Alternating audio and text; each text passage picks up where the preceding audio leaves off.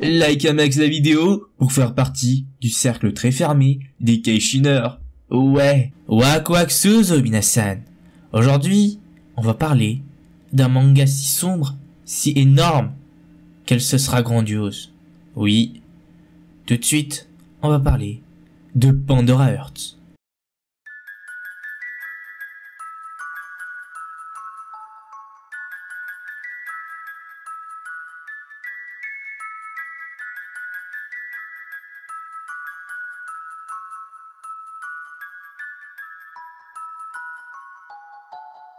Parlons tout d'abord du graphisme de Pandora Hearts pour commencer.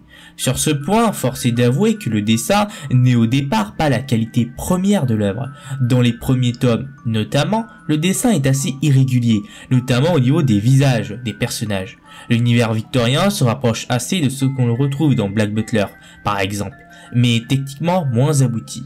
Cependant, il faut bien comprendre que c'est la première série de l'auteur, et c'est ce qui était sans doute un défaut au début, devient, au fil du manga, une qualité. Très vite, le dessin s'affine, et l'expression des sentiments devient saisissante.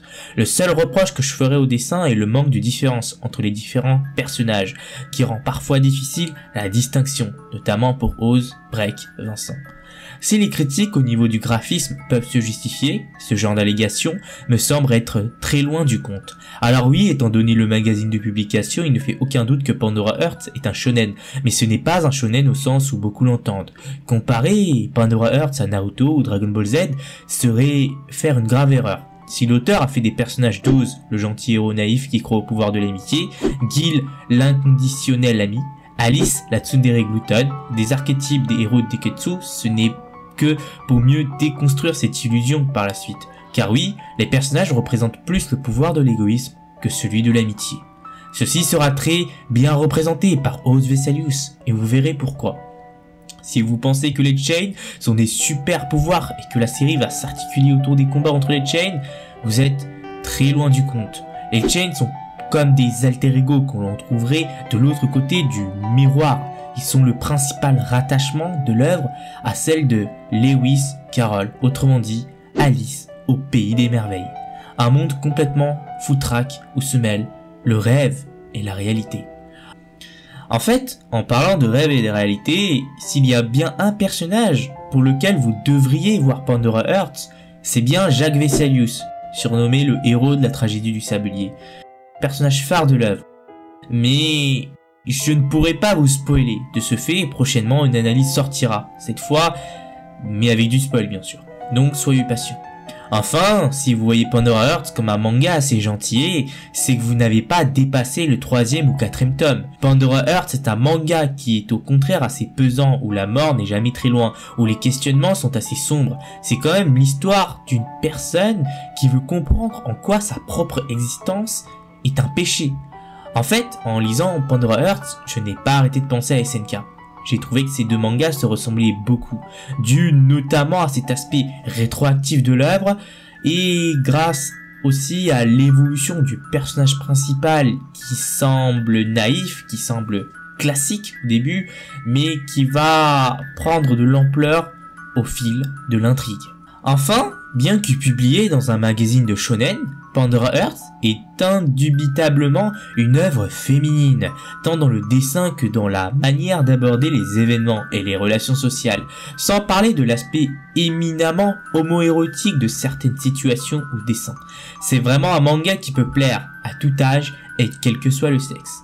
Au fait, c'est garanti sans fin de service, ou presque. En fait, beaucoup de personnes critiquent Pandora Hearts pour son histoire qui est assez décousue. Mais non en fait. L'histoire est un puzzle que l'on reconstruit au fur et à mesure.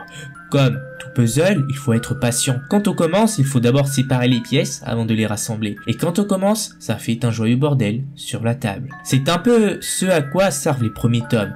La narration y est décousue, elle part dans tous les sens, mais s'affine à mesure qu'on s'approche du dénouement. Elles finissent par s'emboîter parfaitement. L'histoire n'est en réalité pas particulièrement complexe. Elle demande juste de l'attention.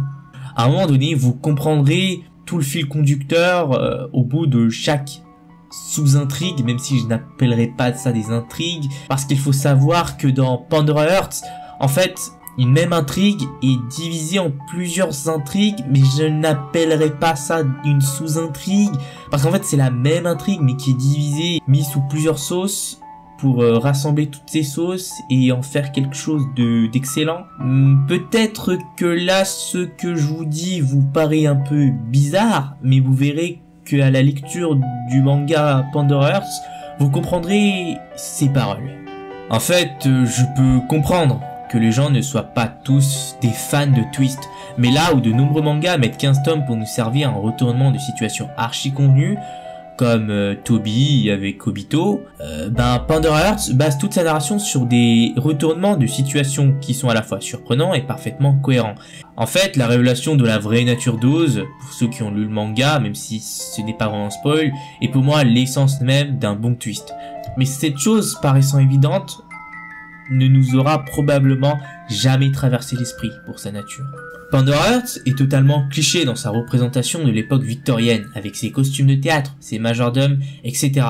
Mais non en fait, les personnages sont tous sauf clichés, l'évolution non plus. Bon, je l'accorde, le début se repose pas mal sur les clichés du shonen, mais comme je l'ai dit plus tôt, ce n'est que pour mieux déconstruire cet aspect formaté, lorsque le présent et le passé, le réel et l'irréel se mêlent. En fait, pour vous parler de clichés, je pourrais vous parler du dernier chapitre du manga. Et là, je vais un peu spoiler, je suis un peu obligé de spoiler parce que cette fin était juste oufissime. Et donc, pour ceux qui restent, parlons un peu de la fin. Cette fin était juste magnifique. Magnifique, pourquoi? Parce que au début du chapitre, on voyait ce qu'on aurait eu si Pandora Hearts aurait été un shonen basique, un shonen joyeux, un shonen où il n'y aurait pas eu de mort. En fait, s'il n'y aurait pas eu de mort, si tout était convenu, on aurait eu une fin qui est montrée par l'intermédiaire du rêve d'Oz. C'était beau, c'était joyeux, je savais que c'était pas vrai, je le savais. J'étais content pour les personnages et ça me fendait le cœur, ça me serrait le cœur de savoir que non, en fait, ce n'était pas vraiment la réalité. Et puis, il y a eu la fin du chapitre, la fin du dernier chapitre du manga où là, c'était vraiment... waouh, c'était vraiment triste. Je sais pas comment j'ai fait pour ne pas pleurer, mais c'était vraiment triste. Parce que cette fin, waouh, elle serrait mais tellement le cœur, c'était magnifique. Pandora Hearts aura beau être un manga cliché au début, il n'en reste pas moins que la fin est juste surprenante. Pour ceux qui sont restés et qui n'ont pas lu le manga, je vous aurais peut-être gâché, allez, on va dire les 5% du plaisir, mais bon, vous aurez quand même les 95%. Allez lire Pandora Hearts, c'est juste magnifique, c'est un chef-d'œuvre ce truc, c'est à lire, même si au début ça peut vous rebuter. Allez lire le manga, ne regardez pas l'animé, bon si regardez allez tous les 5 premiers épisodes, l'animé c'est une grande trahison vis-à-vis du manga, parce que les seules choses qui sont bien sont les OST en fait, qui sont vraiment bien, et l'opening aussi. Mais sinon, l'animé, c'est un peu à jeter, tout est à jeter à part l'opening et les OST. Sur ce, j'espère que vous abonnerez, allez lire Pandora Hearts, et sur ce, à la prochaine!